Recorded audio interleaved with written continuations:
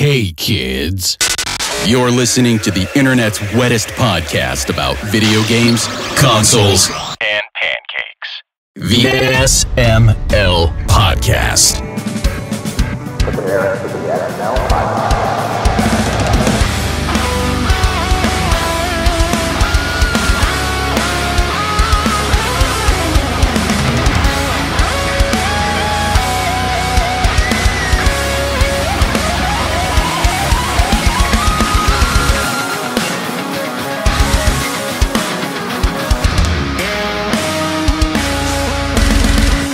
What's up, everybody? This is the SML Podcast. I am your host, Joe.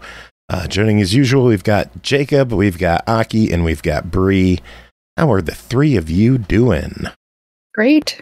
I'm much cooler now that I have a portable AC on in the background. I've got techs coming to hopefully solve my bigger AC problem tomorrow, so pretty excited about that. Sounds like cause to celebrate. Yay! God. That clip isn't long enough. I'm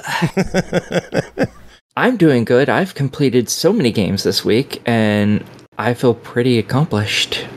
I decided to start working through lots of the play later games that I've saved on Game Pass, and I've beaten like 5 of them, and I'm really happy. I just have another 16 left to go. Oh, only. Yeah. I don't think I could ever even put a dent in my backlog at this point. Oh, I'm never going to finish my backlog, but my Game Pass backlog, that's different. I can do that. See, I'm waiting until I'm starting to collect Social Security and like I've retired, provided Social Security is even still around. It won't because I figure by then, I mean, that's like a solid, like what? I'm 39. So that means like I've got like a solid 25 more years of this podcast before I retire. And then once I retire from everything, I'll just start playing my Xbox backlog then, and then probably die the next day. So, leaving 15,000 games untouched. Yeah, it's a good plan. Thank you. Thank you. I put about 5 seconds of thought into it. We could tell. I usually have a Game Pass backlog, but it turns into normal backlog because it'll hit the end of its Game Pass life and I'll just buy it on sale and then it goes in the backlog. There's a quicker way of saying I'm a consumer whore. Yeah, I know. I'm a consumer whore. There you go. As long as you acknowledge and understand it, you're fine. You're a consumer whore. Yeah. Damn it. We're just celebrating a lot today. This works. Let's do it. Should I go get some drinks? Yes. We have a new button to apologize on our wrestling soundboard. So, Jacob. I'm so sorry! Who is that? Kazuchika Okada, one of the greatest wrestlers on the planet. And he is doing comedy bits. It is amazing. Wait, what's his name? Kazuchika Okada. Oh, I don't know that name. Well. Shut up, bitches! Like, is he recent or is he older? He's from New Japan, and he's now in AEW. Okay, all right. So he's kind of recent. No, he's not from the 80s WWF that you would know. Well, no. I was thinking over in Japan, the guy who went by Razor Ramon also called himself hard gay. And like his whole shtick was that he was in like leather hot pants and like a studded leather jacket, and he'd bang his crotch into his opponent's face. Right in his asshole. So if you want to look up hard gay on YouTube later on, that's one of those phrases you probably shouldn't. I absolutely love him. History. If you're willing to, completely destroy your algorithm, along with your beehole, you can look that up. I found Jacob's entrance music. Fucking fantastic. I mean, at least it's not Marlinsville Sore, so it's I mean, anything's pretty much better than that, so I'm game. Don't make me play that again this show, Jacob. Does Hard Gay even still wrestle anymore? I don't know. I was a big fan of his comedy back in 2006, 2007-ish. Yeah. And he kind of just seems to have fallen off the face of the earth 3 years later. So he got married, and I think he just stopped doing it. So that's a shame. Yeah, his stuff was pretty damn funny. Go look up the great. The noodle shop, and when he got to go to the Yahoo Japan headquarters were good. If you're looking for comedy matches, I got to throw out Invisible Man versus Invisible Stan. It is a hardcore match between two invisible wrestlers, and the story is told entirely by the referee Bryce Remsburg, and it is incredible. Fantastic. It is one of the funniest anythings I've ever watched. It is just so well done, and to think that it's goofing around to them. The greatest match you've never seen. Yeah, basically. That is awesome. So what other non-wrestling stuff have people been up to? I got some new gunplay. Yeah, let's not talk about that. Fair. Anything else? Cook for Medieval Feast that's coming up that my friend is in charge of. And nice. So we had some really good, we're doing Roman food. Ooh. So really old school stuff there. But we did some test cooks with some type of broccoli called broccoli rub. And did some sauce for that, and grilled up some chicken with some sauce that they all use a fish sauce called garum, which was a high content salt. Garum. That's oh shit. That's Indian, isn't it? No, not necessarily, but there are a lot of similarities across different cultures. So, okay, because I was gonna say I've had that before, and that's tasty as shit. But yeah, so did a little test cook, did some beans with sumac and cilantro, and just did some good test food. Did it taste like soap? No, I don't have that gene. Lucky. Yeah, I love cilantro. I have the leftovers in my fridge. I've been eating in my salads. I don't have the mutation either. I just I feel like it's weird / I feel bad for people that do have that. Yeah, the soapweed effect, yeah. I don't know what you're talking about. So if you've ever eaten cilantro, it's a little green leaf. It kind of looks like parsley. And some people have a gene mutation that causes it to taste like soap. Interesting. I've heard of that. That's weird. We learn some weird shit on this show sometimes. We're educational. I should label us as educational on YouTube. Put us new heading. We're not entertainment. We are educational. There you go. We are edutainment. This show is for the children. Absolutely. I mean, to be fair, we're always educational because we're reviewing video games. We're telling people about things they haven't played. Well, no, I mean that's opinionated. Yeah. Yeah. Well, we give a lot of news. Factual. We give a lot of news. We do. I'm not ready for that because I have a story to tell this week. Uh-oh. I went to go see Ryan E. Miller. Yay! Went down to Hanover, PA, hung out with him in a video game store for a while. Which one? Alt Video Games in Hanover. Oh, I'm not familiar with it. You're just an hour away from me, and, didn't even know. You fucking knew. I told you to go to the show, but you couldn't. Yeah, my bank account at the time was negative 400, Ooh, that's no bueno. Well, I'm currently unemployed, so, Gotta hit the corner, Jacob. Give those hands. Unfortunately, carpal tunnel is not helping. Just go outside, stand on your door, and say... Fall into the abyss of my gaping butthole. And see what happens. Sell admission for $1 a person. As if on cue, injury just subbed. The sound effect timing was wonderful. Injury, thank you so much for the sub. That is your 8th month. I don't know why our proper sound effects aren't going off, so let me just... Fucking yeah! Thank you so much. Always love having you here. Continue to enjoy the emote selection that I have provided for all the people weird enough to sub to this weird stuff. So where was I in the story? You were hanging out with Ryan in a video game store and then had hot and heavy sex in the motel. Oh, and then you asked what the video game store was, and then we were like, oh yeah, fall into the abyss of your ass. We hung out in an arcade. They have the Timeline arcade there. This, like, imagine my room with about 40 video game arcade machines in it. Jesus. That's what it was. It was so cramped, but it was still playable. Like, you could play at a pinball table and not feel like you were being cramped. They even had, like, a Sonic the Hedgehog basketball game. Nice. Like, with the real basketballs that you're throwing in the hoop. It was fun. It was like $10 for an hour to play as much as you wanted. That's pretty cool.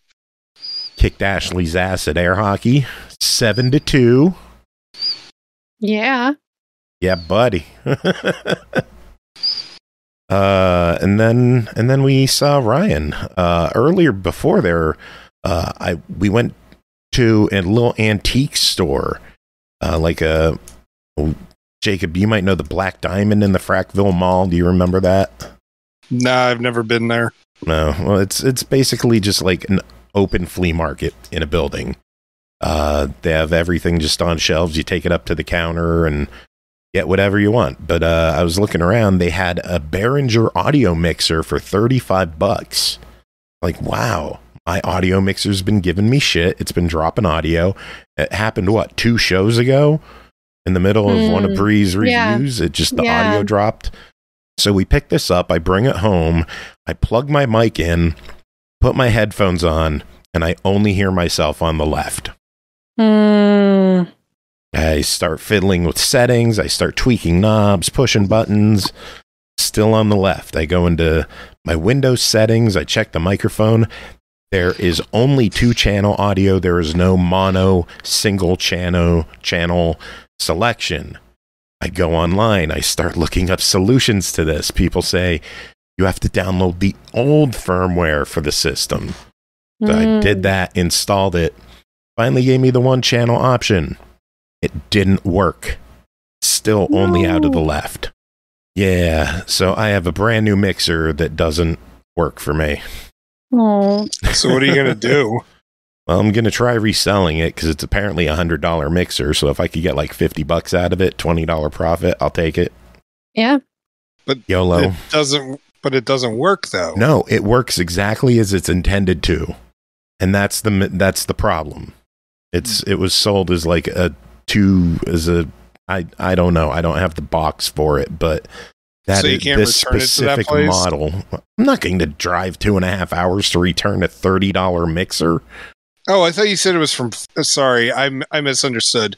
I thought you were saying it came from the place in the Frackville Mall. My bad. No. That was just the Frackville Mall doesn't even exist anymore. They tore it down. Oh, I was there once, but I didn't even go into the friggin' mall because there was a. What the hell was it apart? Like there was a store that was like attached to the front of it, and I don't remember what. Like, was it a Kmart or something? Yeah, I went into the Kmart, and that was all I went into. I didn't even go to the rest of the fucking mall. Wow. I missed the arcade. It was like right around the corner. But it doesn't exist anymore. They tore it down to put like a Bath and Body Works warehouse there, and then Bath and Body Works like went out of business or some shit. Yikes. One of those businesses. I don't know, whoever it was. But yeah, I have a mixer. I'm going to try getting rid of it and going to look for a new mixer, and hopefully it lasts through the whole show without... kidding. I was going to say, like, that actually would have been pretty damn funny if that actually had been. I know, right? But I was waiting to see how long it would take for Jacob to get back on, and I'm like, Oh, man. So anyone else have anything you want to talk about, or should we get to news? Let's get to news. All right. The big news of the week. Elden Ring, Shadow of the Erd Tree. Kind of blowing up. Yeah. Shocking no one. Yeah. Everyone knew that was going to do well. First week, 5 sold like 5 million copies. units. Jesus Christ. 5 million. That's more than just 5. Yeah, it is significantly more than 5. That's like 1,000,000 times it almost. that's more than 100. Yeah. Like a whole 100. I think it's kind of funny because they've apparently nerfed some of the games since then as well to make it a little easier for people because it was apparently way too hard. That's what I heard as well. I don't know what all they did because apparently they didn't make any of the bosses any easier, so they did something to the character instead. I just don't know what because obviously I've never played the game. But yeah, it's funny. Now it is popular, so congrats to From Software. On the downside, apparently From Software's parent company, Katakawa Games, was the victim of a cyber attack. Oh. Did they get anything though? We don't know. Thimber posted a link to a news bit like 10 minutes before you went live about this. So I didn't even have a chance to really sit and read all of it. I saw that From Software was not named as being affected. Oh, good. Yeah. So fingers crossed it stays that way. Some more bad news is the PlayStation Plus lineup for July. That's kind of mean, but then you'll hear the 3 games and you'll be like, ah. Let's do this. Let's hurt my feelings. They start off with one that sounds good, but it was already part of PS Plus Extra. Borderlands 3. Okay. It was already available. Okay. But now you get to keep it. For the handful of people who don't already own it, how old is that game at this point? Second game, NHL 24. Meh. Cool. So they have like another 6 months to play it before its servers go offline, I assume? Third game, Among Us. What is that? A $5 game? Yeah. I didn't even realize that cost money. I thought that was a free-to-play game. Yeah, so that is their month of PlayStation Plus. We shit on Xbox about their list sometimes, but man, that is a horrible list. They've been crushing it with their monthly editions, like the game catalog editions. Mm-hmm. So we'll wait until middle of July. We'll see what comes along there. I'm sure we'll have a good lineup there. But yeah, the free monthly games are just bad. Yeah, bad. Definitely not. Yeah, definitely. Yeah, more bad news. Forza Horizon 4 will be delisted completely December 15th of this year. All DLC is presently delisted for individual sale, but the Ultimate Edition is still buyable. August 22nd will mark the end of their final live playlist of Series 77, and 4 achievements will be unobtainable after that date. So if you want to play and get all the achievements, you better hurry up. Yeah, I just started playing. Yeah. I don't know which of those online ones I need and which I don't, and if they're even worth trying to get. I mean, like the game makes you start with the campaign stuff, so like before it'll even let you play around to like online. So get cracking. Yeah, so you know what the hell you're doing. You don't want to just start a game and immediately be online. Yeah, that would be awful. Oh my god, that would. Think of all the drivers who've never played a racing game before, just like dropping into a lobby with a bunch of other people who've never driven before. Yeah, it's crashing Unleashed. Wreckfest Destruction Derby. Yes.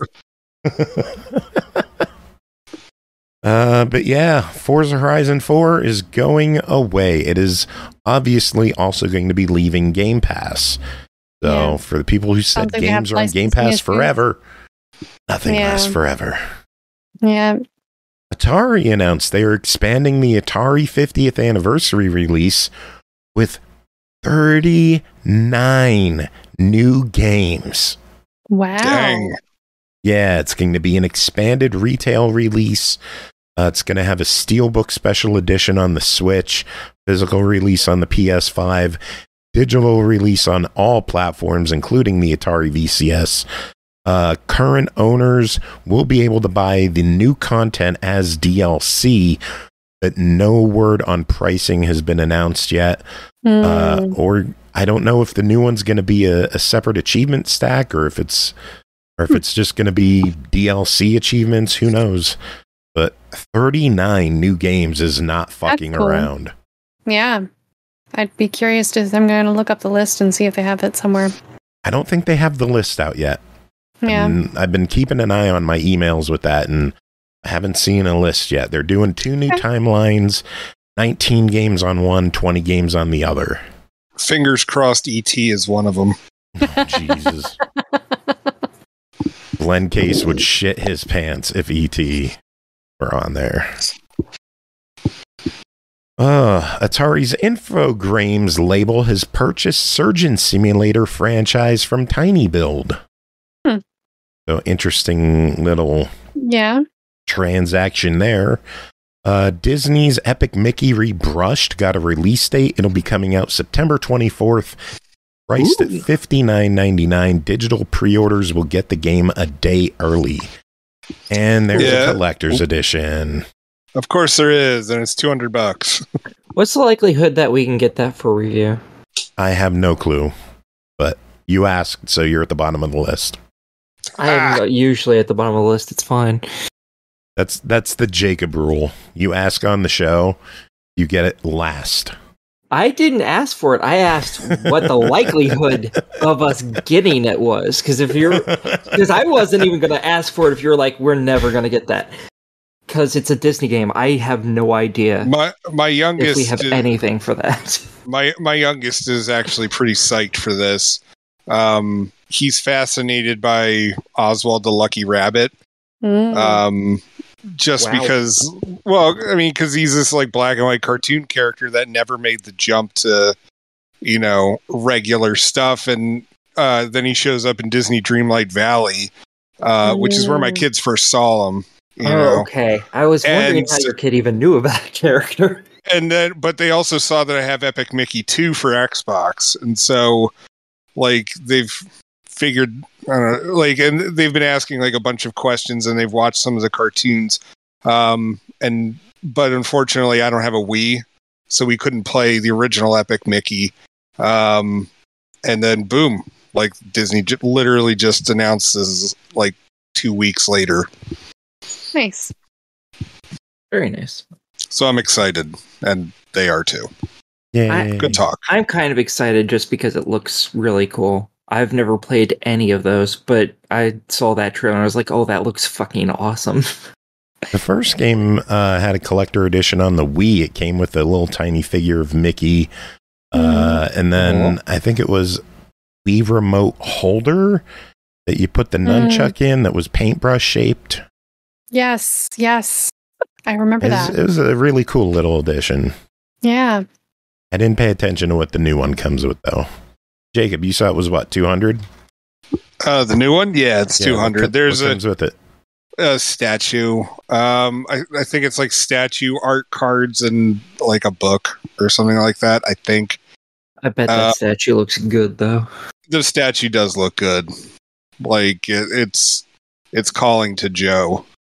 Oh, it is calling to me. You got a link, Joe? Give me a link. Yeah, I do. I was about to go look for it. Hopefully this works. In chat. Loading your precious image. It comes with the game. Game, steelbook, Lucky Rabbit keychain, postcards, costume pack, a tin sign, and the statue of Mickey, which looks really cool. Nice. And it is limited to 5,000. So if you want it, don't sleep on it. Yeah. All right, let's see. Dead Rising Deluxe Remaster was announced by Capcom as existing, and we'll get more details soon. Yay! It looked good. I'm glad about that because that's another version of Dead Rising that I don't have to. Or no, sorry, I'm referring to the 360 one now that the shop is closing. Because if they're just going to remake it, I'm just like, yeah, I'm not going to bother like getting the old 360 version now. Isn't it like $1.99? Yeah, but that's $1.99 I could be spending towards other games that aren't coming back that didn't have a disc release. Doesn't it have an Xbox One release as well? It does, which was a Games with Gold thing. So I've already got that remake or HD so it's remaster, the whatever. Second remake that turns you off of the original. Yes. Okay. Yep. You got to go too deep before you say fuck the original. I feel like that's sexually tilted, and I'm not going to respond. That is fair. Fucking yeah! Frostpunk 2 has been delayed to September 20th. Okay. Oh, well. Final bit of news I have is it looks like Gameloft Toronto has laid off, quote, around 49 people. Well, that sucks. Yeah. Expected at this point now, but yeah, that's the news I have. Aki, what have you got? Grand total of fuck and all. Bri, what's going on in your neck of the woods? All right. Microsoft is bringing cloud gaming to Amazon Fire TV sticks. Ooh. Oh, yeah. You'll have to get the 4K stick. They've got two versions of it for $49.99 and $59.99, and it'll be available as early as July. Wow. There's more info on the Xbox Wire and on the Amazon page about that. But yeah, that's pretty exciting. All you'll need is your Fire Stick and a Bluetooth controller, and it's not limited to Xbox controllers. They, I think, mentioned that you can even use a DualSense controller. Oh, wow. And then you just need your login for your Game Pass, and you're good to go. Connect the Bluetooth-enabled wireless controller. Controllers like the Xbox wireless controller, Xbox adaptive controller, PlayStation DualSense, or DualShock 4 controller are all compatible. Yep. I love when they just like name drop their opponents on their websites. Yeah. Like when Sony has to put like, get the show on Xbox. That must kill them every time they have to do it. The Steam Summer Sale is live. Oh, shit. That's not as good. of today.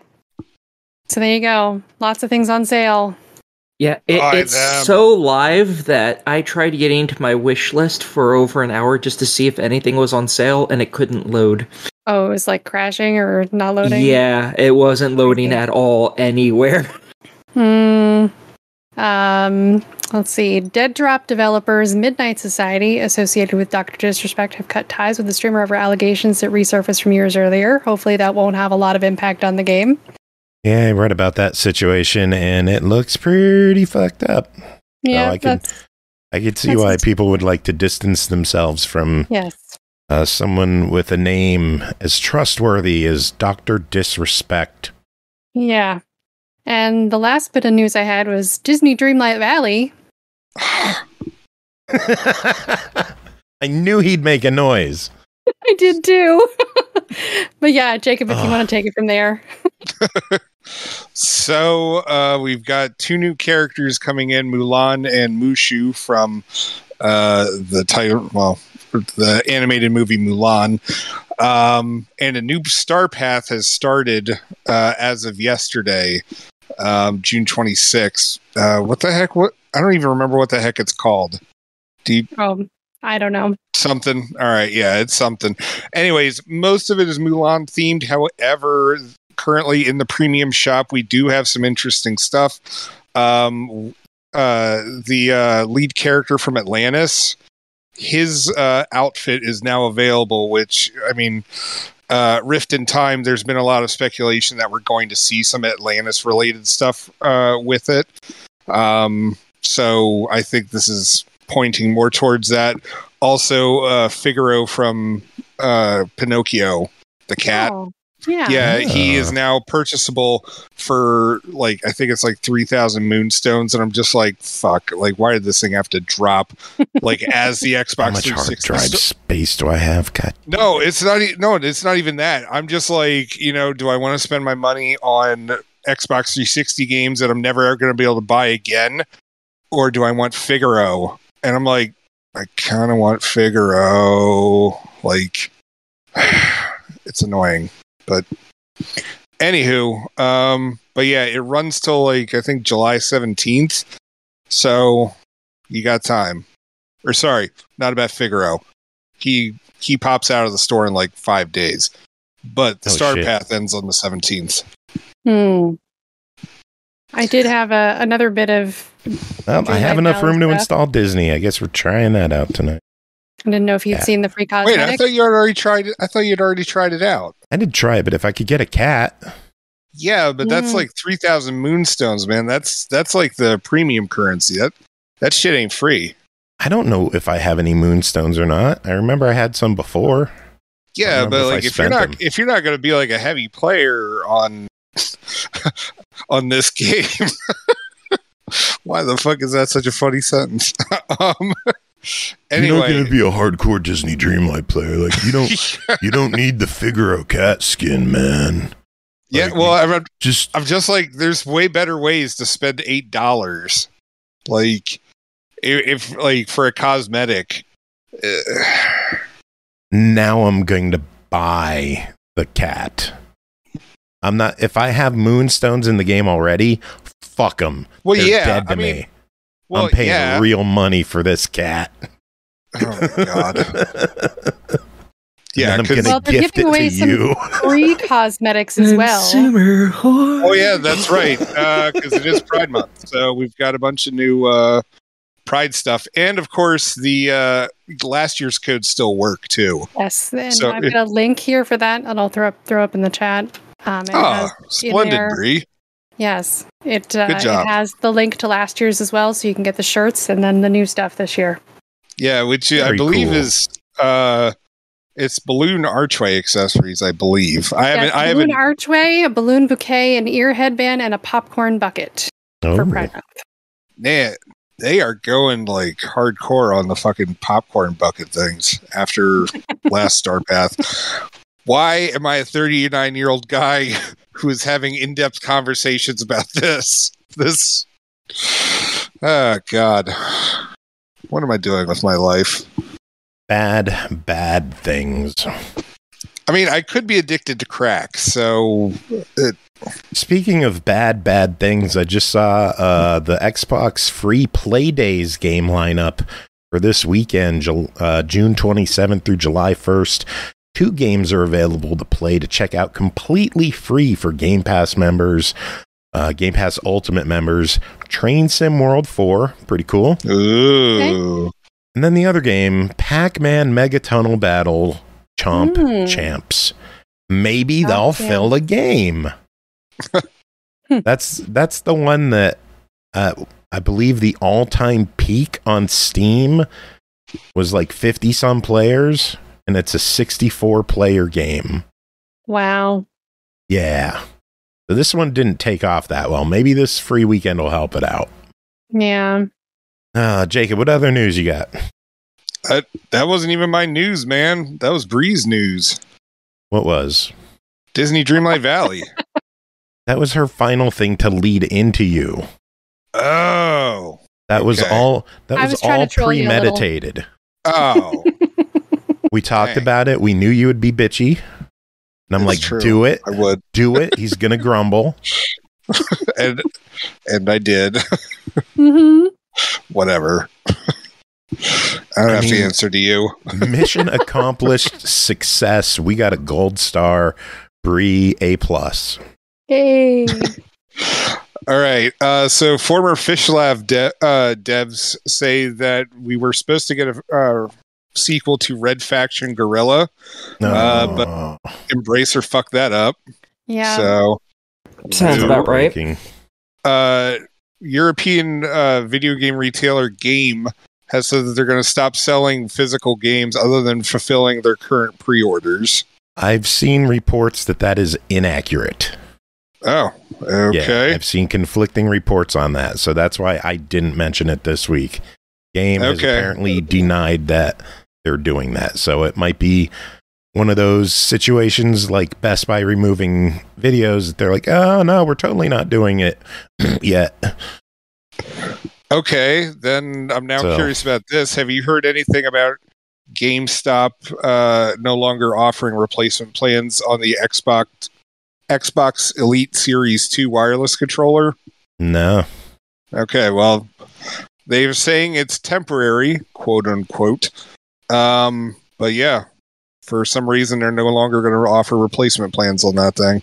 Well, they better honor existing ones, because I've got one, and when this fucker breaks, I'm taking it back. Or when it gets close to the 2 years and the rubber's starting to peel, that bitch is going back. Since the SML podcast are brand ambassadors for Outright Games, today they did announce that the Nick Jr. Party Adventure is going to be coming to PC, Xbox, PlayStation, and Nintendo Switch this October. That looks really cool. Yeah, it has characters from Paw Patrol, Dora, Blue's Clues, and You, Blaze and the Monster Machines, Bubble Guppies, which I'm like, hell yeah. And Santiago of the Seas, because I have young kids, so I'm familiar with all of these shows. Mm-hmm. And I'm not going to lie. Yeah, that's way old, man. That's like OG Nick so Jr. am I. Yeah, that and like Maya the Bee and Eureka's Castle. Which had R.L. Stine as a writer. But oh crap. What were we talking? Oh yeah, the Nick Jr. game. But yeah, so that's coming out in October. So excited for that. Yeah, you covered Forza Horizon 2. Yeah, all right, that's all my news. Cool. All right. Now what? Are we done? That would be cool. Guess reviews. Bri, you ready Can I be done? No, Jacob. Oh. You will never leave. I know. And it'll be specifically because Aki hasn't left yet either. I love I'm always the last to leave. I love the war you two are having about who's leaving last. I don't think it's a war. I think it's simply that he turns off his phone. It takes a while for the phone, for Discord to register he's left. Yeah, actually, I mean, sometimes Aki and I do talk about crap after the show. Like, I think we've talked like twice, but, you know. Something like that. I'm always the last to leave in any group that I'm part of. It's not just here, it's everywhere. In my D&D group, I'm the last to leave. In my Pathfinder group, I'm the last to leave. I'm just always the last to leave. It's just so you don't know when to leave somebody's house. Got it. Generally, no. No. Oh. Review time, huh? Sure. I just put on some wet pancake lip balm. I still have one left. Sweet. Yep. Gotta make another payment on that. Because we might be doing it again. First game to talk about tonight is The Elder Scrolls Online Gold Road, developed by Zenimax Online Studios, published by Bethesda Softworks, released June 18th. This is DLC for The Elder Scrolls Online for $39.99. Elder Scrolls Online is available for $19.99 and required for any and all DLC. A forgotten Daedric prince has returned, bringing chaos to Westwild. Explore a new zone and defend the city of Skingrad, first encountered in Oblivion, now beset by a dangerous Daedric cult in the jungles of Valenwood. Customize your skills like never before with the new scribing system and create your own one-of-a-kind play style. Bri, you dabbled in this last week. You put some more time into it. What are your thoughts on Gold Road? All right, well, this week on How to ESO Gold Road Edition, I'm really glad, first and foremost, for the ability to stream this one. I don't always get to stream games that I review. So I could get tips and hints from seasoned players while I relearn all the ins and outs of the game. I had forgotten how to charge my weapon and needed to be reminded to use my experience scrolls while I'm still leveling. New things to do that I got into this week. Gold Road offers some daily quests. There's the Miramore Mosaic Incursion event, boss fights. There's Dungeon Delve quests. There's 2 public dungeons, Cylorn and Left Wheel. I plan to tackle the dungeons this weekend. I just found out I don't have a high enough character currently to do the raids, but we'll see if I can get to that level before next week. There's currently a week-long event running called the Zeal of Zenithar, where you complete crafting and event dailies to get reward boxes. And just like, these are the things that you gotta, get into when you're playing an MMO RPG. Like the daily events and the weekly events and all that fun stuff, just like getting back into the swing of it. I really wanted to focus on the zone story, which by itself has at least 30 hours of story. Each large area is called a zone in the game, and these are stories for each area that you can move through in a series of quests. In Gold Road, when you first reach Skingrad, the town we know from Oblivion, there's an NPC named Laramil the Wise who's been waiting for you because you are the chosen of fate. And Hermaeus Mora, Daedric Prince of Knowledge, calls upon us to defend the world. Strange things are happening where a once-forgotten Daedric Prince walks, disorder follows, and that's how we will find her.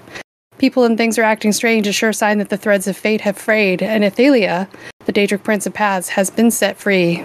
So Paths of Chaos is the first quest we go on to investigate some of these sites and see what information we can glean, like the Valenwood Forest mysteriously expanded and was replaced with the previous terrain. It's called the Dawnwood now. And as I walked through the town of Skingrad, I could hear random townsfolk talking about the events going on, which was a really nice touch.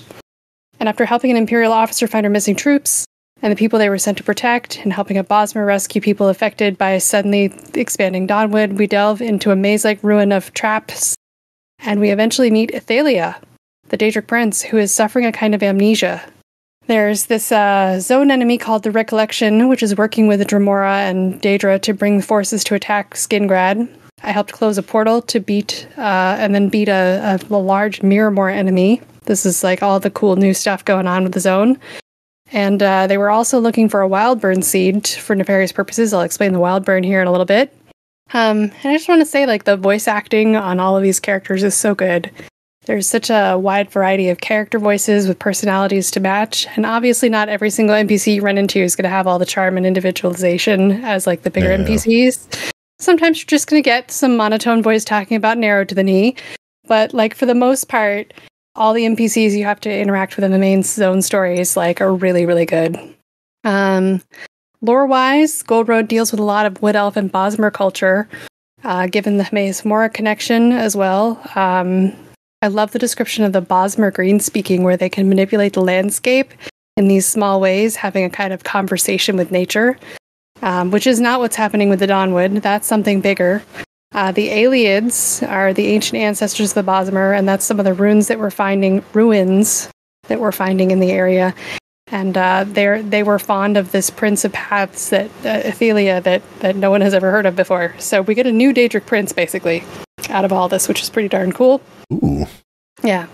The downside for me, for some of the story hooks in Gold Road, is the assumption that you've played most of the rest of the story. For the most part, all of the story is accessible in any order, but there are a few references that might go over my head. A seasoned player suggested that if you're really trying to keep up with the story, that at least playing Necrom before getting to Gold Road might be beneficial. So I'm going to see if I can't go back this weekend and also get some Necrom in, because I have access to that as well. So just to kind of like fill out the story a little bit more. Let's talk about the biomes. There are some absolutely breathtaking landscapes and beautiful lighting. It's gold-colored and autumn, like with all the gold and russet trees around. Seeing the day-night cycle change is a real treat here. It's in some ways it's similar to Gold Coast, for those of you who might be familiar with that. And for a 10-year-old game, it's beautiful, and it has movement, and it feels alive. There's, weather effects and all that stuff in there. Is like amazing to me that it's that old of a game. We're still, having all this cool stuff. And then we have the Colovian Highland Mountain region, the Valenwood. We have the dense jungle-like Dawnwood that sprung up overnight, and then where even the plants are trying to kill you, which is super fun, let me tell you. Fun. That sounds fun. Yeah. And most importantly to me right now is the Wild Burn, which is this dark, gnarling snarl of dead trees and twisted monsters that separates the Highlands and the Dawnwood right now. And it's just a really neat area to walk through because suddenly everything just gets dark and foreboding. And it's just a really cool area to navigate through when you're going around looking for all your quest locations. Ooh. Yeah. Let me take a sip of my drink here real quick. No, drinks not allowed on the SML podcast. Oh my God. gosh. Take a drink. Chug, chug, chug, chug, chug, chug. And then let's talk a little more about scribing. I touched on that last week. This is one of the new big things in the Gold Road. In a nutshell, it's spellcrafting. To get started on the scribing quests, you need to be level 30, and I'm not quite there yet. So I got some outside help to understand the system a little bit better. My hope is by next week I'll be able to participate myself in this, or by the end of this weekend I should be able to, so I can play with it more next week. But as someone who's only a part-time magic dabbler with like self-heals and minor buffs, I feel a bit overwhelmed with the possibilities it has to offer. It really feels like this is the part of the game is for hardcore vets. First thing you need to do is the quest's second era of scribing, which is available at the Mages Guild in Skidgrad.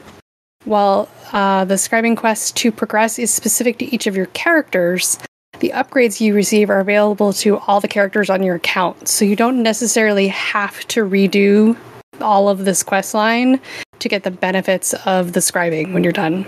I'm sorry, are you saying scribing, like as in like writing, scribing. or as in writing? Okay, because I wasn't sure if it was that or scribing, like that, like like that blood magic thing. Okay, nope. So alrighty, gotcha. Yeah. All right, so scribing in ESO has three main components: grimoires, scripts, and inks. These are the things that you can get as drops in the world once you get started with the scribing quest line. So the grimoires are like the new skill adding to your existing skill lines. So they're special skills in things like staff, one hand and shield, or soul magic. So these are like add-ons to your basic skills. So like I'm a sword and board user. There's a skill path for me with a grimoire. So then you customize the grimoires with scripts. Each level decides what type of thing you're affecting and how you're doing it. You can slot 3 scripts into each grimoire, giving it unique effects. Unique. Scripts come in 3 levels: focus scripts, which are the main effect like physical, heal, poison, etc. Signature scripts, which alter the skill's purpose with buffs and effects that like heal over time, snares, damage over time, and more. And finally, affix scripts add on existing buffs and debuffs with extra effect like minor force, major resolve for armor, or minor lifesteal. Sounds complicated, right? It's a whole lot of stuff to take in. And lastly, you need the inks as a resource to craft your intended spells. So right now, like I said, I'm just a sword and shield fighter with my Khajiit, and I'm looking forward to seeing how the scribing can help me customize some of my skills. It's going to take a while for me to figure all that out. We'll move on from that for now. I'd also like to say that I love that the game has a large population. I feel like whether it was an old quest or a new quest, I could find players around doing similar quests and delves. And they were helpfully just doing their own thing at the same time. I don't have to talk to them. I don't have to group up with them to survive. People are just doing the same thing in the same area, and we can help each other, as we're there. It's been really well populated everywhere I've been. Everything sort of scales to your level, so you can experience the game in the order you want. It's also easy to do by yourself. While you're leveling your character, you can just go in and do your thing. I'm looking forward this weekend to getting to play with some people finally. Because it's easy to get lost on every side quest imaginable. I'm kind of looking forward to like grouping up with some people and arguing over what we're gonna do, and then get lost anyway. But we'll figure it out. We'll make someone leader, and we'll get some focus in on some quests. And to me, Elder Scrolls Online sometimes feels like an endless Skyrim or Morrowind. Like you've got so many different stories to uncover and enemies to fight and beautiful scenery to explore, and it's beautiful. Some of my adventures this week involve some casual necromancy. Just making a flesh atronach is so easy. Any 5-year-old could do it, apparently. But all that said, I expect to spend my weekend in Tamriel. So I'll be able to give a final verdict next week. I can't speak anymore, apparently. Cool. Well, I was going to say we'd give you 2 more weeks on it, but if you want to, I think I'll be able to give a final verdict next week. Yeah, I think I'll be good for next week. Sounds good. Any other thoughts on the game before we move on this week? I'm having a blast. Come join me. Well, I have it downloaded, so just let me know when. Yeah, I'll be around this weekend, so I'll hit you up. Cool. Next game to talk about, Echo Generation Midnight Edition, developed and published by Cococucumber, released June 19th on Steam for $24.99.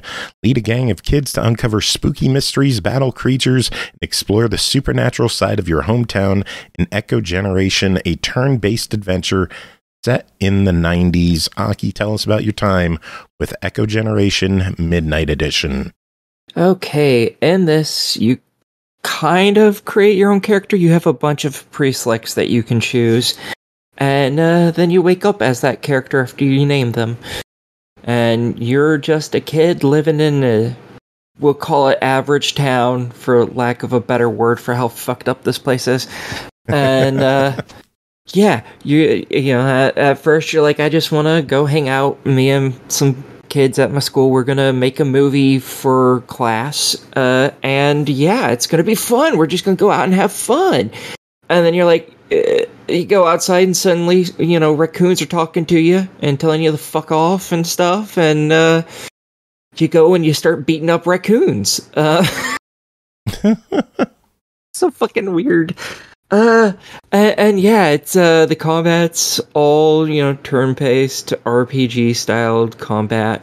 All of your attacks, special attacks, you have to push buttons for, because they'll have different types of movements. Like, some of them are, you know, you use this move, and click the button when these two things are aligned perfectly, or catch all of this stuff before it hits the ground, or do this rhythm game, basically.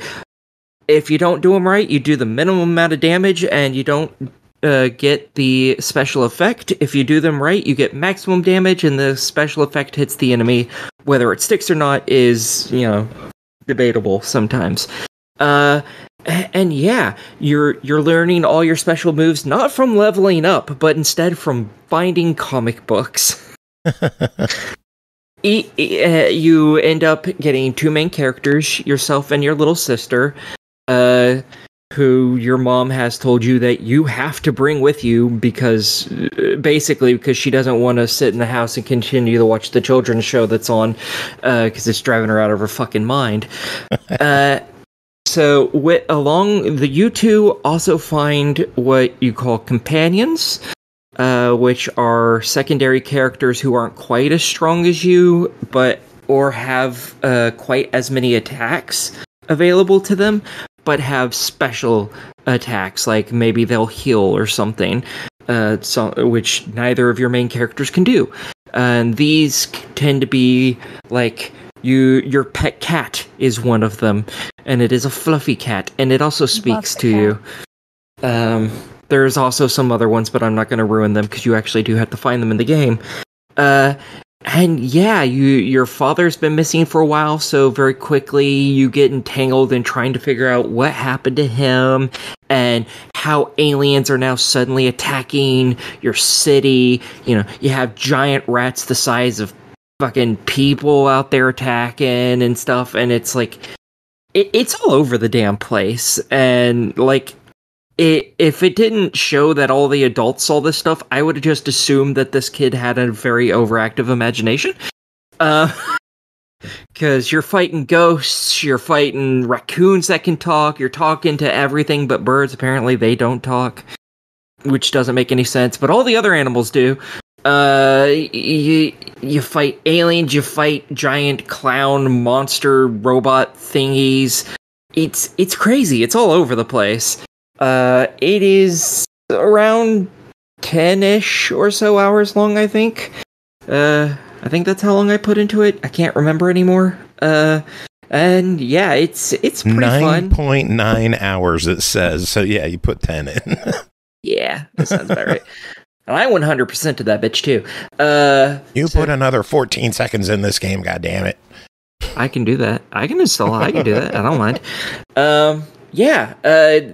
There is one kind of problem.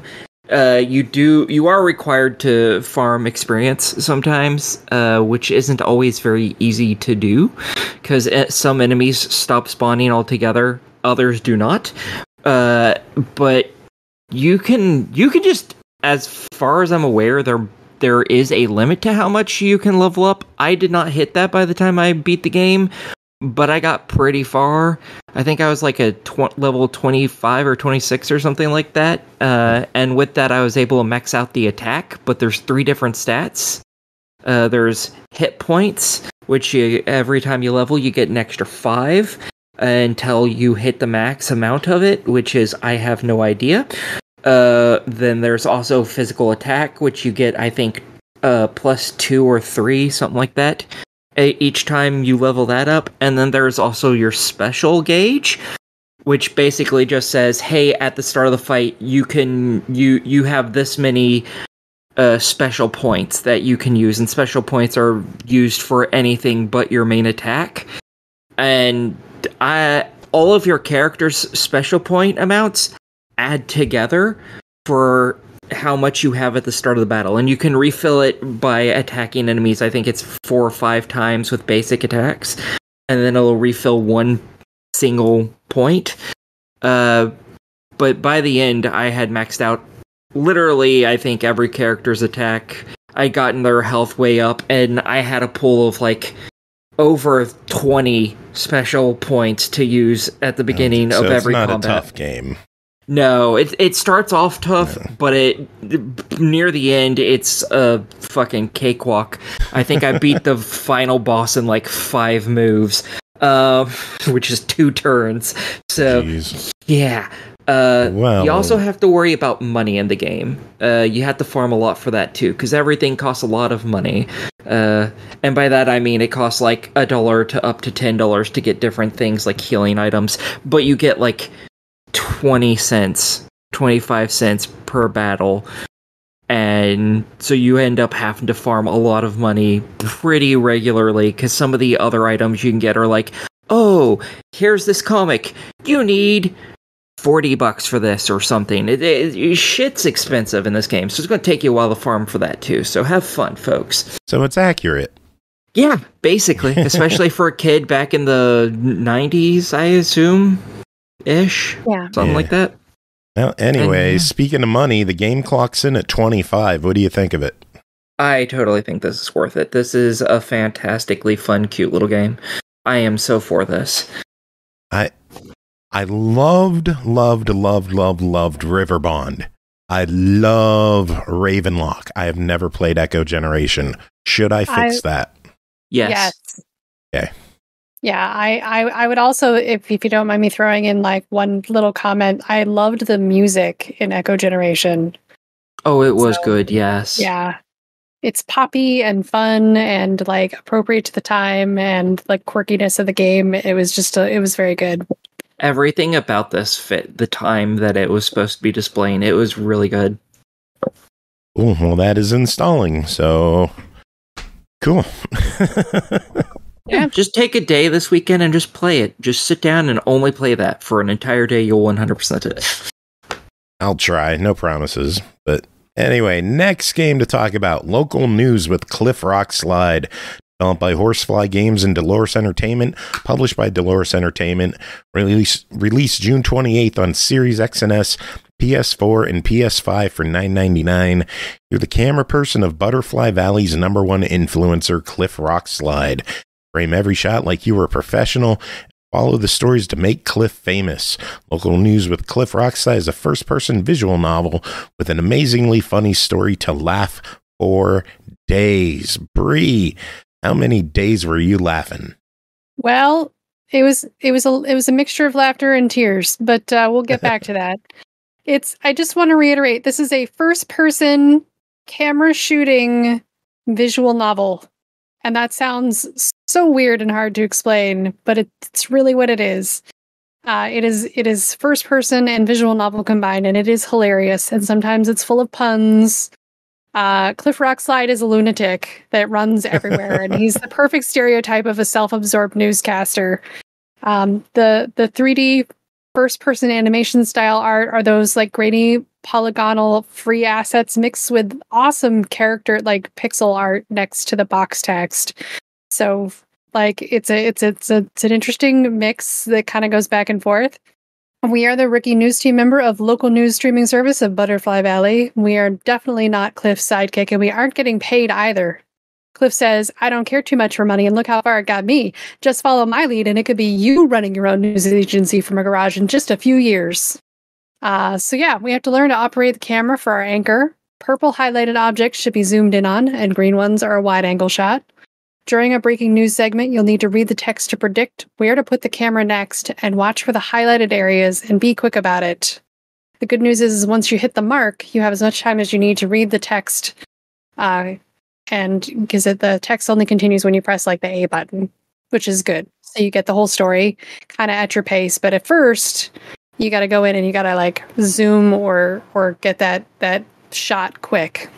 And we have to work hard to increase our subscriber count. We start at 7. Goal is to get to 100 subscribers, just 100. And that will come naturally through gameplay. You get more subs by doing a good job. Epic reporting is 3 stars. Not terrible is 2 stars. And try harder for 1 star. But this game mechanic seems to have very few consequences if you do poorly. But it's still cool to see epic reporting across your screen with like flames everywhere. Just like whenever the breaking news title card comes up, there's just flames everywhere. And above all, it's about journalism. And we report on everything. Like the camera is constantly running every conversation, whether it's a breaking news segment or not. This little cameraman is just taking in everything on this live stream. And in fact, there are bonus interactions you can do if you explore a little bit more beyond the main story that will give you helpful tips or interactions or raise your view count. Like I found a dog on my way to the first assignment, and it brings up a little title card for barking news. And it's just like the breaking news title card, but it's barking news with the flames behind it. It's great. There's like a little pixel dog head. And the audio levels, though, are a bit all over the place. The breaking news at the beginning of a news segment is very sudden and very loud. So when you go in, there are some volume options you might want to fiddle with, for sure. So yeah, our first report is on a giant pumpkin in someone's front yard. I did an okay 1-star job my first time out, and I got 1 whole subscriber. Sweet. And then we learn about the local coffee scene, where there's an explosion nearby caused by a barrel being transported to the same from the same farm that provided the fertilizer that made the gigantic pumpkin. Later, we investigate a dog in the woods who ends up being a wolf, and we run for our lives. But the bigger story going on is about gigantic vegetables at the local Beaverton farm and the secrets we can uncover with our journalistic perseverance. And let's not forget about the worshippers of the metric system cult, and the zombies, and more.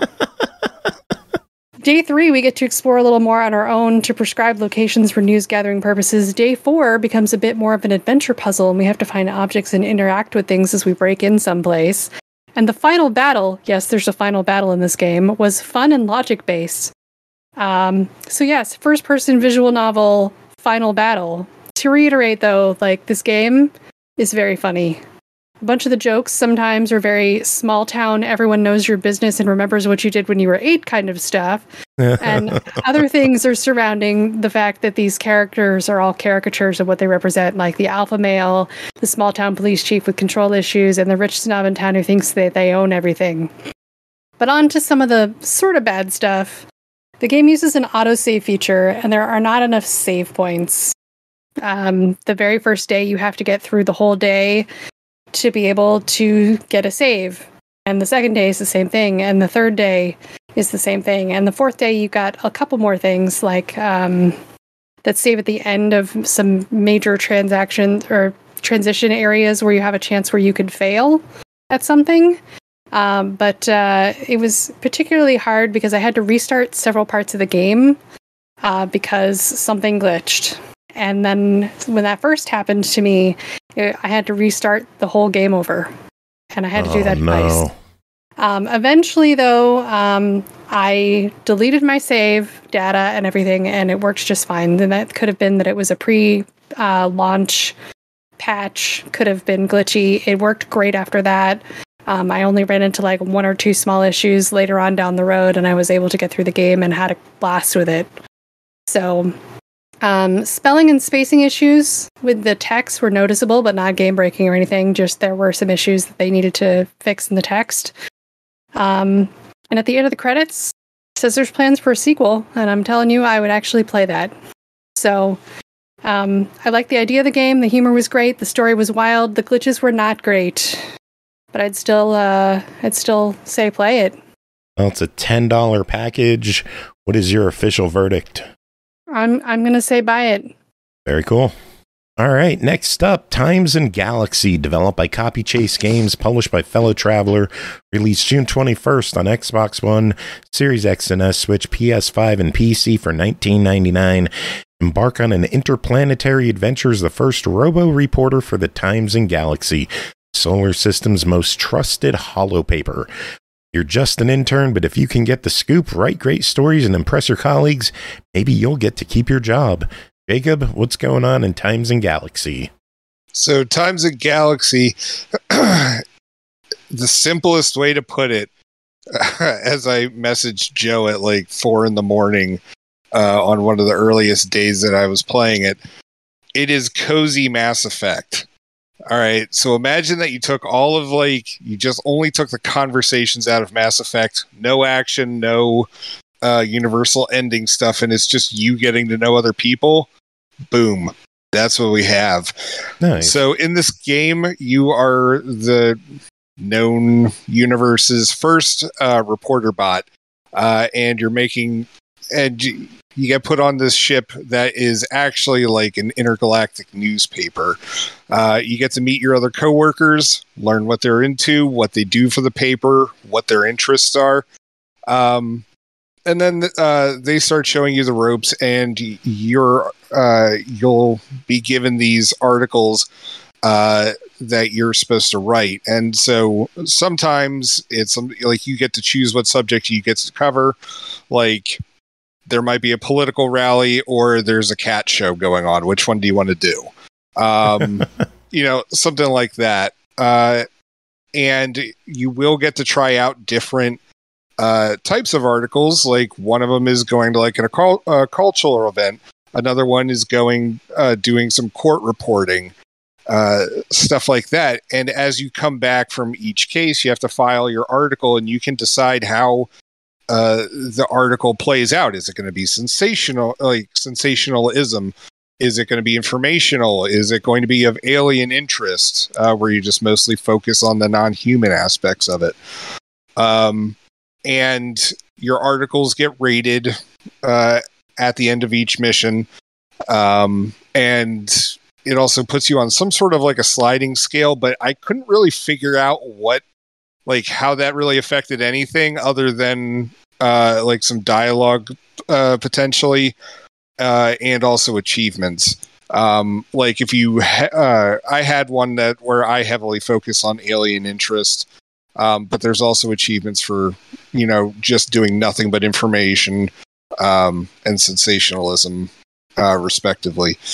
But yeah, and then at the when you come back onto the ship, you go talk to your fellow coworkers, investigate other stuff around the ship, because the ship is it's more or less alive. Not only with your coworkers, but like there's repair bots, and also there's just random stuff like a pile of goop that just keeps somehow reappearing in the engineering bay. But yeah, and then it's off to the next assignment, which does seem to branch, as I'd mentioned before, which apparently, according to the Steam bug page for it, the developers have acknowledged that a lot can go wrong in a game that branches as much as this one does, and so they're kind of playing whack-a-mole with some of it right now. But yeah, it's a really fun and great game. It's, as I said, it's cozy Mass Effect. And so it's just I'm getting to know everybody and oh yeah, that sports game sounds great. Or the the cafeteria bot. She wants to go actually eat like at a Michelin restaurant. So you get to like have actual relationships with these people, and of course, you can flirt with them, so you could have actual relationships with some of them. Although I don't know actually how far that goes. I never really got much beyond flirting. There are some issues with the game as is, although the developer has said that they are aware of these issues, and they are the issues that I'm actually going to bring up are the ones that they acknowledge, like, yeah, we know about this, we're actively working to fix it. So currently the game does sometimes crash just randomly, especially when you're next to like desks or stuff like that. For some reason, I've had a few instances where I'm right next to the front desk receptionist's desk, and for whatever reason, my Xbox just beep back to the main screen for it. Weird. And yeah, and then there's also currently an issue with the ending of the game. So I had max reputation and max readership going. Everything's looking great. Everybody loves me. And I get the bad ending. Like, that's life, son. Yeah, honestly, I was just like, is this like damn, this is a really heavy ending for this thing. Is this commentary on the state of newspapers? And it turns out, no, it's actually just there's an issue with the ending right now that they're working hard to fix. So yeah. So aside from the bugs, which as I said, they're looking to fix anyway. I had an absolute blast with this thing. It was just like, it's a nice, relaxing game. I'm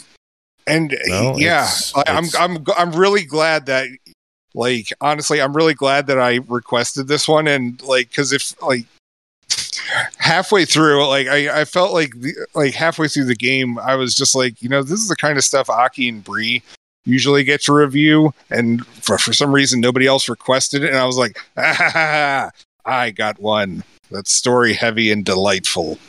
But anyway, well, it's $20. What's your verdict? Absolutely, this is so far one of my favorites of this summer. Cool. I'm glad I checked it out, and I really think everyone else should too. Sounds good. Next game, Last Night of Winter, developed by Zeon Digital, published by Red Art Games. My cat's knocking shit over, and I'm going to continue anyway. Released June 28th on Xbox One, Series X and S, Switch, PS4, PS5 for $9.99. Wake up and walk, Warden, because the siege continues. We must find the heir and finally put an end to this cursed night. Bri, what is going on in the Last Night of Winter? So yeah, we've died and woken up a skeleton, and we have a kind of amnesia, according to a talking owl. And this huge battle has been going on, and skeletal people are awakening, so the battle continues. If we're going to end this siege, it's going to have to be tonight. And the owl gives us a bell and tells us it's a soul catalyst that is bound to us. And it turns out we don't use it as a bell. It's a kind of light sword, and the bell is just the handle. But we're the warden, a skeleton with a scarf, and it's our mission to end the curse. The owl acts as a kind of guide to let you know if you're on the right track. After the tutorial section, I didn't see the owl anymore, and I got very lost for a while where I was supposed to go or what I was supposed to be doing, which I suppose is also something that felt familiar from Dark Souls, which I'm going to talk about here in a moment. I got past the main dungeon areas and the area boss, and then I got the keys to leave to the next area. I could not make sense of the next area where I was supposed to go. And so ultimately I ended up exploring as much as I could until before I ran out of health. I went back to the fountain, which is your save point, for a bit. And then that helped me collect coins, which was good when I eventually found a blacksmith to upgrade my weapon. And the blacksmith had a skeletal dog you can pet for an achievement. Yay, you can pet the dog. Yay. Yay. He's a blacksmith of souls, so he can upgrade our weapon. I eventually explored enough that the owl came back and directed me to an elevator that will take me to the top of the tower where the heir is to end this whole thing, but we don't have permission. And so we have to go explore more to go find permission. And that starts the rest of the quest. In the town sections outside the stronghold, we explore and we meet interesting cast of characters while we search for the means to end our curse by getting to the air. And all these characters we meet, like us, have woken up with some purpose. We can help them realize and uncover their secrets. It has good pixel art. It has good audio. The start screen is like a music box violin waltz going on. There's good ambient audio in the dungeon. There's some metal for our first big boss fight. Decent music throughout. There are 3 difficulties and auto-aim options. I totally went for easy to focus on the story. Combat was still a little challenging even on easy. Exploration is a big part of the game. It has areas locked behind skills and items. There's even some minor puzzle elements later on to explore some areas. And I want to say that there's a lot of Souls-like elements in this game. So the fountains are our fires. On the controller, there are similarities, like our normal attack is right bumper, focus attack is right trigger. Your stamina bar matters a lot for normal attacks, but your special attack uses concentration, which you can recharge. Dodge is super important, but you don't have to worry about fat rolling. You have a health flask from the fountains. In fact, sometimes the bosses use flasks as well. Once you save at the fountain, all the enemies come back. So if you go explore an area, and this is what I did to kind of... There's not like a formal leveling system in the early stages. It's just like you get better items as you explore more, and you can upgrade them with the blacksmith and that sort of thing. But you do need to kind of grind for cash so you can do that sort of stuff. And you've got to explore the area and find all the things. So I totally lost my place in my notes. That's fine. Yeah. But yeah, you save at the fountain. You get your health flask to fill up. It's really helpful. Yay. On easy, you can die and fall a lot and get back up, which is really helpful. You do need your dodge to platform with as well. So besides it being super important in combat, you'll find yourself needing to use the dodge to get onto moving platforms, disappearing platforms, and other kind of jumping across gaps and things like that. There are glittering items on skeletons to collect. Some that haven't awoken, basically, are littered all over the place. You find these corpses. It's a really cool world. There are things like colored seeds that up our stats temporarily, fading power that acts like a homeward bone to return you to the last place you rested. I'm just comparing this to Dark Souls because this game felt like a cute Souls-like game. You have limited inventory space for 8 items or stacks of items individually.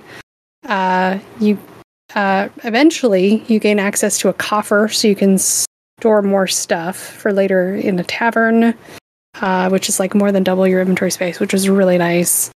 There is no map, which makes exploration challenging at times, but neither did the original Dark Souls, and that's kind of, I think, some of the shtick here. Like, it really had... If people want to hear more on our thoughts on maps, go to the last episode and check out the Draconic Resurgence review. Oh, I'll have to check that out. But yeah, basically this game was like chill pixel Souls-like, and I liked it. It was like all the benefits without the it's hard on purpose. You know, it had all the other good stuff about it and some familiar things. So yeah, if you like the idea of a Souls-like RPG that isn't necessarily about being hard, although you have the opportunity to have it be harder, I would say this is pretty good. Well, it clocks in at $9.99. I need a verdict. That is a fabulous price. I'd say buy it. Cool. All right, well, Bri, that is it for you. Sorry we kept you late again. Oh, that's okay. What you doing tonight? I am going to jump on seas and grind some stuff. Get your plunder on. Yeah, it's I've got about 5 weeks left in the season before the new big Flameheart ship thing shows up. And I kind of like to do my plunder pass, and I'm a little behind for once. I haven't been playing as much Seas because I've been playing things like Elder Scrolls Online. Whoops. I know, right? So just trying to work on some Sea of Thieves, grind there, and yeah. All right, well, we will let you get going. Do you have any final words before you go play Skull and Bones? No matter how nice the hand soap smells, you probably shouldn't leave the restroom smelling your fingers. That's good advice. Yeah. All right, Yeah. you guys have a great night. Bye. See ya. Night. Next game, Tavern Talk, developed and published by Gentle Troll Entertainment, released June 20th on Steam for $17.99. A cozy visual novel about running a tavern in a D&D inspired fantasy. Gather rumors, serve magical drinks, and meet adventurers on a life-changing quest. Aki, tell us about your time with Tavern Talk. Okay, so have you ever heard of Coffee Talk, anyone? Anyone at all? Yes? No. Okay, this is the D&D version of it. In this, you play as the innkeeper, no name included. And basically, people come here and they look for quests. They talk to you a little bit, which you can sometimes have options of how to interact with them back. And then they order drinks. Unlike Coffee Talk, you know what they're trying to order because you actually get an order number instead of being vague, like, oh, I want something sweet but milky, and then you have to figure out That's what bothered me about that game, is just fucking tell me what you want. Yeah, in this one, they're like, I want something that focuses on strength, and all of your drinks come with a focus. So you'll see, you'll write an order, and for strength, it'll be like a sword, and there'll be 3 dots next to it. Want to know what that means? Something super strong with just strength. Let's do this. And then you pick the one that does that, which there's only one that does that. It's very nice. Or you can do what I keep purposely doing, and you fuck up every order on purpose just to see what happens at the end of the game. Because there are multiple endings for this. You're doing that now, aren't you? Don't lie, because I could see Steam, and it says you're now playing this. You're fucking with customers live on the show, aren't you? I have been since the show started, yes. Well, after dark, I guess. Yeah. Well, I don't know.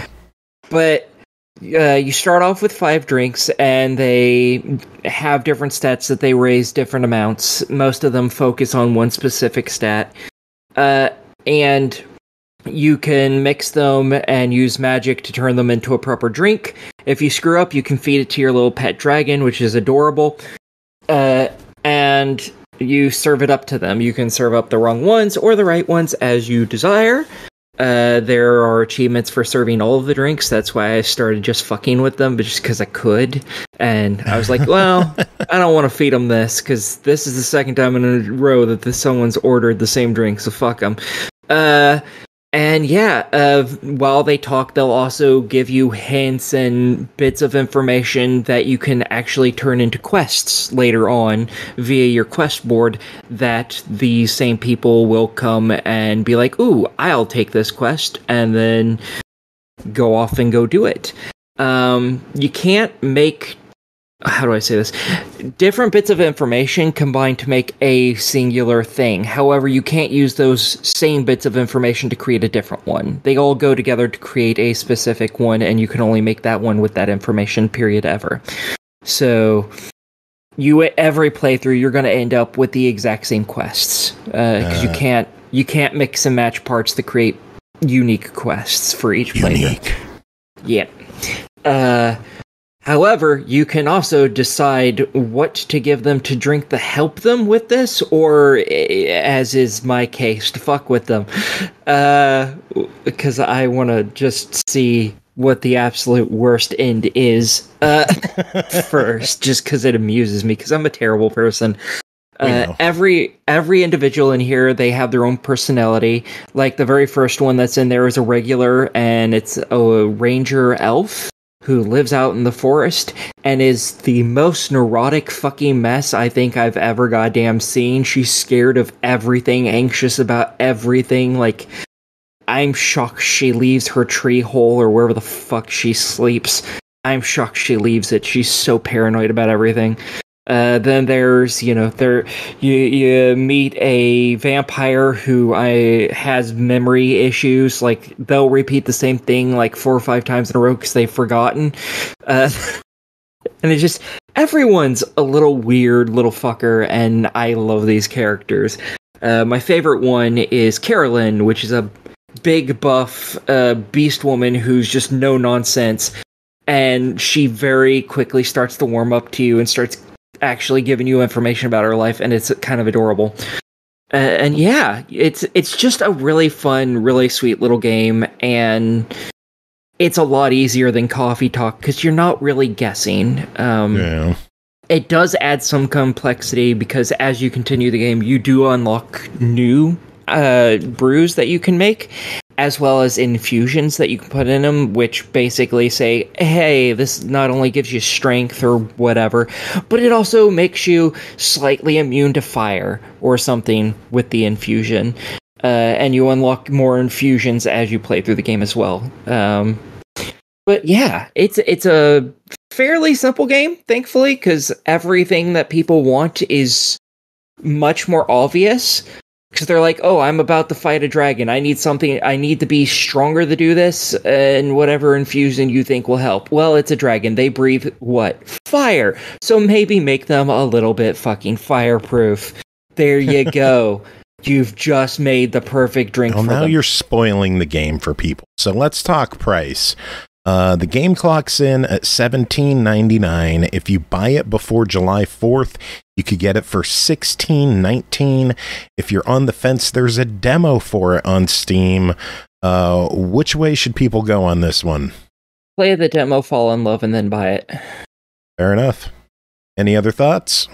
This is a fantastic game, and I'm going to be playing this until I 100% it. Cool. Next game to talk about, Primal Survivors, developed by Old School Vibes, published by Afil Games, released June 20th on Xbox One, Series X and S, PS4, PS5, and Windows Store for $4.99. Are you prepared for the craziest adventure of all time? Meet Primal Survivors, a survival game filled with unique and bizarre creatures. Jacob, tell us about your time with Primal Survivors. So Primal Survivor has you as this young caveman, cave person, whatever you want to call them, warrior, who is just trying to, there's really no set plot. I mean, like, Vampire Survivors doesn't really tell you what's going on either. But I don't know if it's just like this mastodon is terrorizing everyone, or you just want to kill it. I'm not sure which, but it's just, you're running around for a certain amount of time. You have to kill a bunch of stuff. You level up your character by gaining experience after killing these different monsters, which then unlocks all of these different powers that you can use. So unlike Vampire Survivors, you can... It's like the powers that you can make. It's not like, well, you have this and this. You can, and you can combine them into like this weird, like, third thing. This one, it's just you start having skill trees that your powers follow. So, like, let's say that you have like an ice power. Well, now, like, you can choose whether you want to be able to shoot like a thing of ice every 1 second, or create like an ice shield or something like that. I mean, there is no ice shield. At least I haven't stumbled on it yet. But yeah. And then you also have this animal spirit that resides within you. And if you kill so many of the monsters, then it'll do something. I always went with the wolf spirit, because that one honestly just seemed the best of the two. And that was, you would just do the sword slash after killing 20, I think it was like 25 monsters. And yeah, all right, so much like Vampire Survivors, you can also upgrade different powers, which will become permanent. This one, again, goes with kind of like a skill tree kind of thing, and you can only choose 2 powers out of each level. So it gets kind of interesting. At first I was like, this is a pain in the ass. I don't understand why it's doing this. But it really makes you consider which powers you're going to go with and how you can somehow stack everything to benefit you. And it ended up being a much deeper game than I thought it was going to be. I'm not going to lie. When I first played this game, I bitched to Joe and I was just like, because we were talking about the podcast and I'd mentioned like, oh yeah, like this one's going to be easy, blah, blah, blah, blah. Like I can knock out this review. I'm not going to lie. I wanted to not like this game and I can't stop playing it now. You got suckered in by a fun game, you dumb bitch. Like, does it seem like a cheap retro knockoff of Vampire Survivors? Yeah, at first, and then like if you give it like 2 or 3 runs, all of a sudden like you'll have upgraded enough stuff like to make the permanent upgrades, and you're like, oh, this game doesn't actually suck. It's fine, and it actually has depth. Damn it. But yeah, like. And if you look at the store page, one of the bosses in the game is a friggin' mammoth. Yeah, like, he's your final boss. That's a hard... Like, how are you going to take down a mammoth? So what you end up having to do is, I mean, as I said, like you have to upgrade your stuff. So there's tons of powers that you can use. I'm just using it as a selling point. You didn't have to actually answer me. Oh, okay. I mean... I came up, because the thing is that like this game eventually, as you keep playing more and more, you're unlocking more stuff. And so I got to really be able to tinker with different ideas of like how to take down that freaking mammoth, because it is a pain in the ass. Hit detection with him does not always seem... it's hard to figure out where exactly you are going to get hit by him. Instead of you hitting him, if that makes sense. No. It's a huge sprite, and it's just like it's hard to figure out where the game is going to consider you like out of his reach. But anyway, so like one of the things I ended up doing is I have this bone that you can like toss, and I guess it comes back like a boomerang. I don't know. Either that or else I'm just throwing shitloads of bones at everyone. Anyway, you can do it so you actually throw 2 of them at a time for a hit of like 25% of your attack power, but it's totally friggin' worth it, because if you're stacking like poison and fire and also like this wind one, and then expanding all those fire and poison ones as well, like, making them even more powerful. Like, forget that 25% of your attack power. You didn't freaking need it. You're tossing 2 of these damn bones at a time, and you're poisoning the shit out of that mammoth. I took him down right quick, and I was like, all right, this is satisfying as hell. Like, nice. So yeah, so a game that I was originally going, I'm not gonna lie. After my first playthrough, I was like, "Yo, fuck this game," and now I'm just like, "Yeah, this is a definite buy it." Cool, works for me. I think it's a solid game as well. I think the $5 asking price is perfectly acceptable. I wish there was more monsters in it, and like Monster also types. I guess it's just I think the screen types fills up fairly well enough. Yeah, I'm sorry. Yeah, you're right. Monster types, but also like some sort of a map function.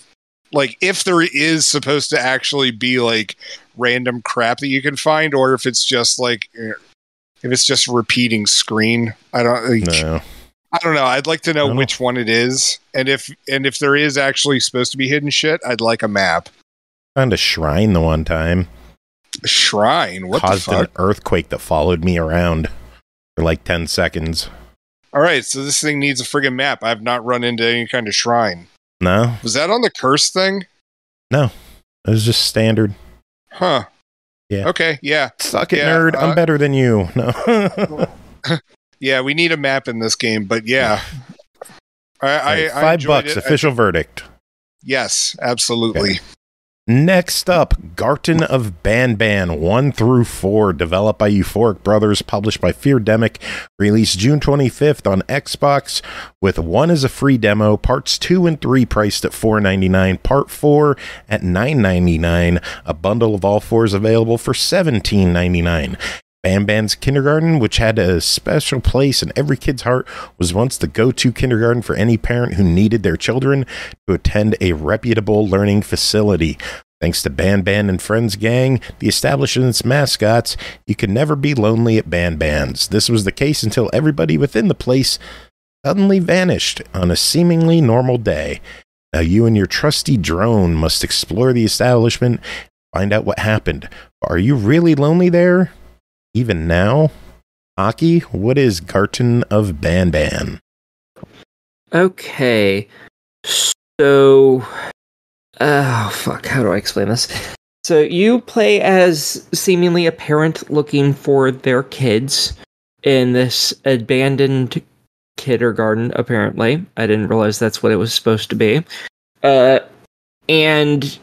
this is basically a slight puzzle game mixed with a bunch of walking and running and dying a lot. And yeah, you're going around trying to find them. You occasionally find bits of lore in just little pieces of paper you can pick up. They don't really explain anything in too much detail, but gives you some hints. And occasionally you eventually come across some of the mascots of this place, and they're not very nice. Oh yeah, they're alive too. Have fun running and dying some more, and then a little bit more, and then some more, because that's what's going to happen. So yeah, it's really hard to have much to talk about with this, because every game is just start at point A and get through until the game ends. There's not really a lot of story in this at all. Well, let's start with the first one, because the first one is a free demo. How long is it? About 10 minutes. 10 minutes. That's wow. Now I see why it's free. What happens in the demo? You enter the building and you find your little drone thing. You power it up, you walk through, you see some notes on the ground, and then you feed this giant plushie of this weird, ugly-ass bird thing some eggs that you go searching around for in this room. Then it comes to life and tries to peck you to death. So you run away, and once you get away, the game ends. Interesting. Yeah. I guess part 2 picks up immediately there? Yes, all of them pick up immediately after the prior game, basically. I'm guessing you beat the 4 parts, right?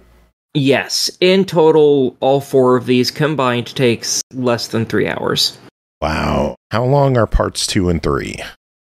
2, I think, was around 30-ish minutes, I believe, and then 3 and 4 were both an hour long apiece. Ish. I guess there's not much we could really talk about story-wise. Does part 4 have a resolution, or no. Is it just straight ending and we gotta wait for them to finish the rest of the parts, I guess? Yes, on PC there are at least 7 parts available, maybe 8, I'm not sure. And I think the series is still being made even now beyond that. So we're gonna be waiting for a good long while. I don't know if they're planning on porting all of these to Xbox. However, I was somewhat familiar with these games before I got them, because there's a lot of hidden lore and stuff in the game if you play it on PC, and lots of game theorist channels on YouTube have entire collections of videos about this stuff, including the Game Theorist. And Thimber's saying this game is pretty hype with the kids right now, so you youngins out there listening to the podcast, we have a game for you to listen to tonight.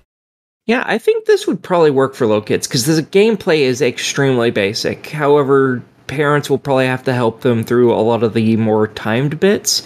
Nothing actually has, like, time limits, but there's often, like, something's chasing you, and you kind of have to get things done right, or you're going to die. So parents will probably have to help kids with that, and this does deal with... We probably shouldn't say that you die, you just get captured, because this is geared more towards kids. There are no gruesome deaths or anything like this. It's an E10 rated series, so it's not, like, hyper-violent or anything. There's, I guess, kidnappings. I'm pretty sure you actually die when they catch you.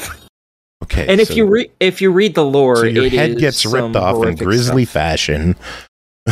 No, it doesn't show you dying, but it is very clear you do die. However, if you read any of the lore bits, it's some pretty horrific stuff. I would not let your kids read most of them. Oh, jeez. Because the whole thing is they're talking about kidnapping people, especially kids, and that is what they turned into the mascots and stuff, was human experimentation and stuff. So I would not let the kids read that. The story is not really children friendly. The gameplay is, though. Which is makes it very confusing to suggest to people, because, like, adults, I don't think they're really going to jive with the gameplay. The kids shouldn't have anything to do with this story at all. It is horrifically bad for kids. So I don't know who they're pushing this for. I don't know, but let's talk pricing. Part 1 is a free demo. Is it worth diving into the free demo? Yeah, go ahead and play it, see if you like it. I have a feeling many of you probably won't, but go ahead and try it at the very least. If you're enjoying it, parts 2 and 3 are $5 each. Your thoughts on that? How to say this? I personally did not particularly like the games all that much. There was a lot of BS deaths that are just, oh, hey, here's 3 options. We're not going to tell you what any of them are. Just pick one. Oh, you picked that one? Oh, that sucks. You're dead. Now you have to restart this entire sequence all over again. And you have to do that a whole bunch. So I personally don't suggest buying them unless you really, really like that demo, like a super lot. Because otherwise it's going to make you so mad. When I played, none of the achievements were live. I don't actually know what any of the achievements are right now, even. Give me just a moment and I will chickadee check on that. Because I have a feeling one of these is going to be like, beat the game without dying, and I'm going to tell you, the hell with that. Okay, let's see here. Achievements. Collecting all the drone hats, that's something that you get. I didn't realize they actually went on the drone. You can collect like 5 or 6 of them in each one. Reading all the notes, not hard. Completing the game, not hard. And basically do this section, all without dying. Yeah, fuck that. That ain't gonna happen. Good luck to anyone who tries that. I'm not going to, because I know that's not gonna fucking happen. There's a whole bunch of achievements for just playing through the game. Some for not dying during different sections where you're going to die in unless you memorize it. And then for collectibles. So it's not gonna be most of these aren't going to be particularly hard. Some of them are going to be a big pain in the ass, though. But most of them should be generally okay. I don't see anything that says without dying.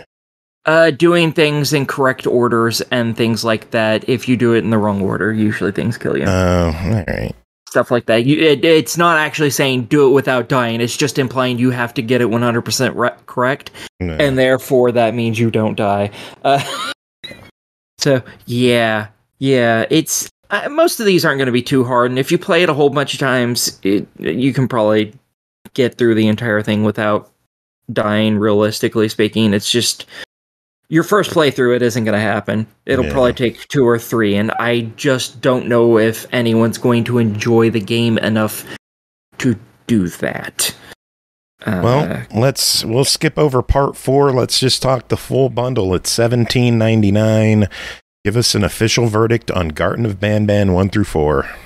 If you really, really, really like that demo, or you've played it on Steam and you're like, yes, I want to play it here too, then go for it. If you don't like the demo, you're really not going to like the rest of these, so I would avoid it at that point. So this is a very tentative try it. All right. Final game to talk about tonight, Glyphs of Gitzan, developed by Double Mizzlee and eastasiasoft, published by eastasiasoft, released June 19th on Xbox One, Series X and S, Switch, PS4, PS5, and PC for $4.99. Glyphs of Gitzan is a block sliding puzzle adventure spanning 50 unique stages of increasing complexity. Can you unlock all the secrets of Gitzan? Jacob, tell us about Glyphs of Gitzan. So Glyphs of Gitzan is very similar to another game that we've reviewed on this podcast before, Reactor X. Whereas that one's a sci-fi one, this is more of like Indiana Jones-esque. And what you have to do is there are these little columns that you have to push around the map in order to power up all of the glyphs that are written in on the floors. And the game started... sorry, I'm getting ahead of myself on this. The columns, when they're actually powered up, they will show directional arrows showing how they'll manage, like what kind of glyph tiles they will power up. And so, like, let's say that there is a left arrow and a down arrow lit on this one column. That will light up any, pretty much any of the glyphs. If you put it on like a certain column, it'll light up a single row to the left and a single row down. So there are some puzzles where you have to figure out how you can get multiple lines all in a large area to get them all lit up. So at first it starts off pretty easy. There are traps that get introduced, like spikes and stuff like that. They are kind of hard to see, and the game does have a small hint system occasionally trying to explain how certain things work. And while the traps are sometimes hard to see and it's a pain in the butt, it's not like it's game over or anything like that. The game just like zaps you back from an initial starting point, but anything that you've moved still remains. And so, like, I mean, if you can get past like the small like character sizes and occasionally hard to see traps, it's not a bad game. Like, I thought it was entertaining and it's pretty calm and relaxing. I like it. I mean, it looks pretty. So good pixel art in the game. Yeah, I liked it. Small, but I liked it. Quaint. Quaint. Well, it clocks in at a whopping $4.99. What are your thoughts on Glyphs of Gitzan? Yeah, it's worth the $5. It's entertaining enough. It's a decent puzzle game. Well, beans.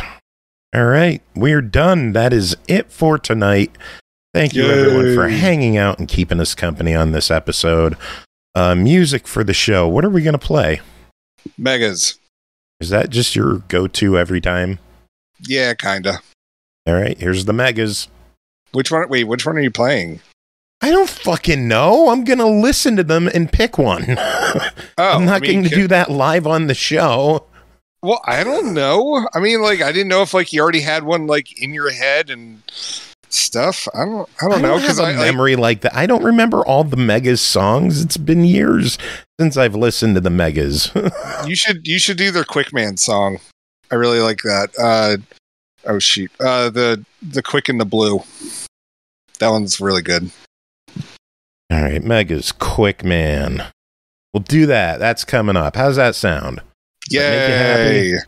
It that does make you happy? It does. Go fuck your son. I love you, Joe. No, you don't. Aki, do you have any final words, or are we just going to let Jacob ramble about this bullshit? Go ahead and let him ramble, because it's not like he's going to shut up anyways. Yeah, I will, because if you end the episode, then I just hop off my phone and then I don't talk to either of you fucks for a week. I mean, Joe and I text sometimes, but usually it's like me trying to lift up my gut flap so I can take a dick pic, and then he's just like, why is that your toe? And then I cry.